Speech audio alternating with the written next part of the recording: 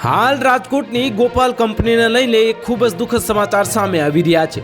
રાજકોટમાં આગ લાગવાની ઘટના સામે આવી છે અને રાજકોટ જીઆઈડીસીમાં આજે બપોર અચાનક આગ લાગવાના સમાચાર સામે આવ્યા હતા અને આગ જીઆઈડીસીમાં આવેલી ગોપાલ નમકીનની ફેક્ટરીમાં લાગી હતી।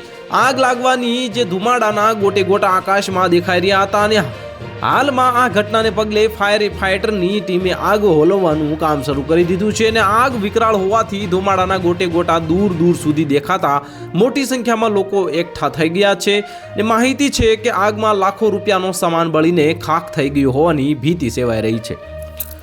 નોંધનીય છે કે ગોપાલ નમકીન ફેક્ટરી મેટોડા ખાતે આવેલી છે અને બપોરના સમયે જ અચાનક જ આગ લાગતા અફરાતફરીનો માહોલ સર્જાયો હતો।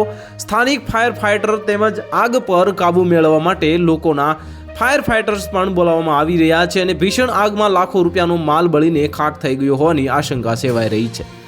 ગોપાલ નમકીનના મેનેજરે માહિતી આપતા કહ્યું હતું કે અમારી કંપનીમાં 400 થી 500 માણસો લોકો હાજર હોય છે। આગનો બનાવ બન્યો છે તેને કાબૂ લેવા માટે ફાયર બ્રિગેડની ટીમ કામ કરી રહી છે અને હજુ સુધી અંદર કોઈ ફસાયાની જાણકારી મળી નથી।